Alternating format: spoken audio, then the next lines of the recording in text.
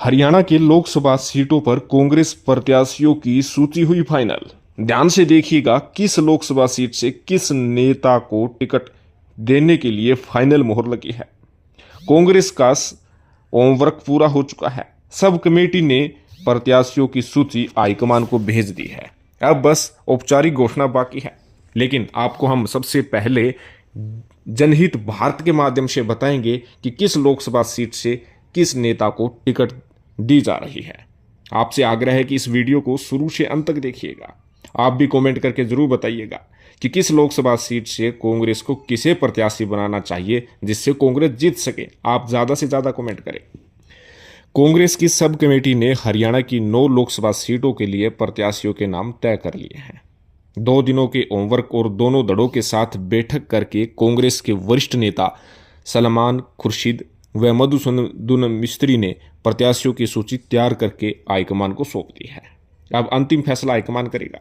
High command सूची में बदलाव भी कर सकता है और दोबारा से सीईसी की बैठक में बुलाकर चर्चा भी करा सकता है। उधर संभावना है कि मंगलवार या बुधवार को प्रत्याशियों की घोषणा हो सकती है। इससे पहले सब कमेटी ने नेता प्रतिपक्ष भूपेंद्र सिंह हुड्डा, प्रदेशाध्यक्ष उदय भान के साथ बैठक की थी। बाद में पूर्व प्रदेशाध्यक्ष कुमारी शैलजा और राष्ट्रीय महासचिव रणदीप सुरजेवाला के साथ बैठक करके उनकी राय जानी थी। पहले दोनों ही गुट अपने अपने समर्थकों को टिकट दिलाने पर अड़े थे। सूत्रों का दावा है कि सब कमेटी ने दोनों ही दलों में संतुलन बनाते हुए दोनों ही गुटों के नेताओं को प्रत्याशी बनाने में तवज्जो दी है। गौर हो कि इससे पहले कांग्रेस की स्क्रीनिंग कमेटी की 6 बैठकें हो चुकी हैं और उसमें दोनों गुटों के बीच कोई सहमति नहीं बन पाई थी।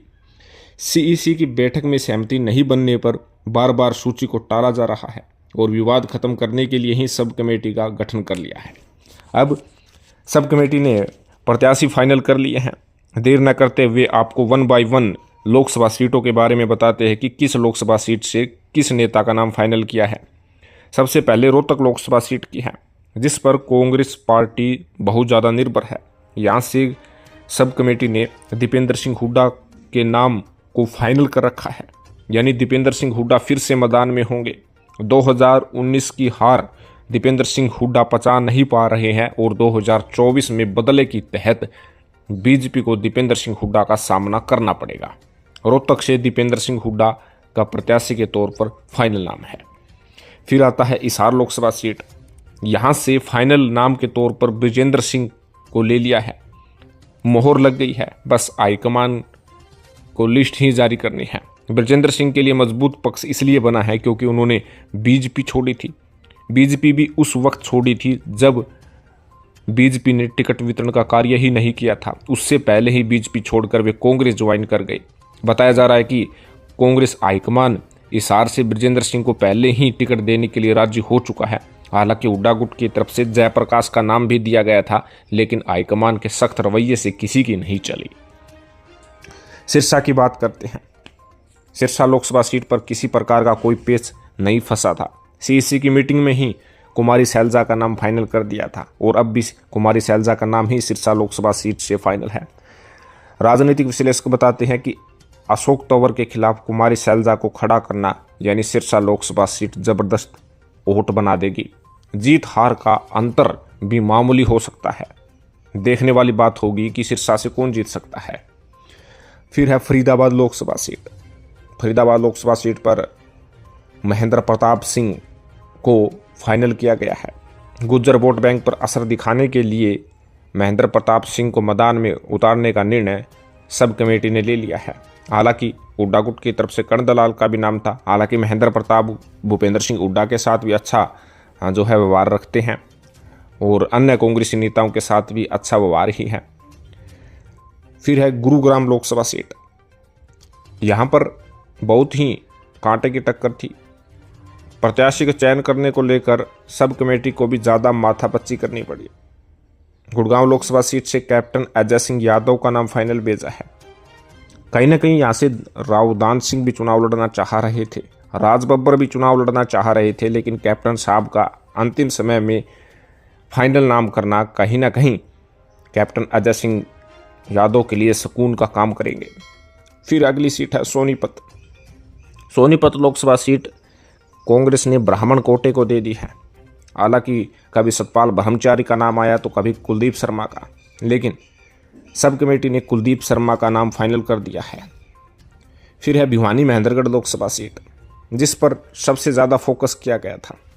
यहाँ से राव दान सिंह व श्रुति चौधरी का नाम चल रहा था, लेकिन सब कमेटी ने श्रुति चौधरी का नाम आगे भेजा है। तो अंदाज़ा लगा सकते हैं कि श्रुति चौधरी जो पहले से ही चुनावी तैयारी कर रही थी, उनके लिए सुकून भरा पल है। वहीं करनाल लोकसभा सीट की बारी आती है। करनाल लोकसभा सीट से वीरेंद्र राठौर को टिकट दी है, यानी कांग्रेस ने राजपूत और गुज्जर वोट बैंक पर असर दिखाने के लिए विशेष तौर पर ध्यान हरियाणा में भी दिया है। राजस्थान में आपने देखा होगा कि राजपूत और गुज्जर वोट बैंक बीजेपी से तखल्ली व्यक्त कर रहे हैं और उसका फ़ायदा हरियाणा में भी कांग्रेस लेना चाह रही है। वहीं अम्बाला जो आरक्षित सीट है, यहाँ पर वरुण मुलाना का नाम फाइनल किया गया है। तो कहीं ना कहीं कांग्रेस पार्टी ने अपने प्रत्याशियों के नाम फाइनल कर लिए हैं। हालांकि भारतीय जनता पार्टी ने सबसे पहले 10 की 10 लोकसभा सीटों पर अपने प्रत्याशियों का नाम जारी कर दिया था, लेकिन उसके बाद से कयास लगाए जा रहे थे कि कांग्रेस भी अपने प्रत्याशियों की सूची जारी करेगी। हालांकि आपको बता दें कि कुरुक्षेत्र लोकसभा सीट कांग्रेस और आम आदमी पार्टी के गठबंधन के तहत जो है सुशील गुप्ता को आम आदमी पार्टी से प्रत्याशी बनाया हुआ है। सबसे पहले वहीं से घोषणा हुई थी। लेकिन हरियाणा में जो लोकसभा चुनाव की लड़ाई है, अब की बार अद्भुत रोचक होने वाली है। एक तरफ जहां कांग्रेस अपने प्रत्याशियों का औपचारिक ऐलान करने के लिए अग्रसर है, तो बीजेपी अपने चुनावी प्रचार में जो है लगी हुई है। लेकिन आपको बता दें कि कांग्रेस पार्टी अब कभी भी अपने प्रत्याशियों की ये सूची जारी कर सकती है। जैसे ही कोई एक बड़ी खबर आएगी, आपको इस चैनल के माध्यम से जानकारी दे दी जाएगी। अधिक जानकारी के लिए आप जनहित भारत को जरूर सब्सक्राइब करें। कमेंट करके ज़रूर बताइएगा कि ऐसी कौन कौन सी सीट है जहां पर कांटे का मुकाबला है और कौन सी सीट पर कौन सी पार्टी या कौन सा प्रत्याशी जीत सकता है। कमेंट करके ज़रूर बताइएगा। धन्यवाद।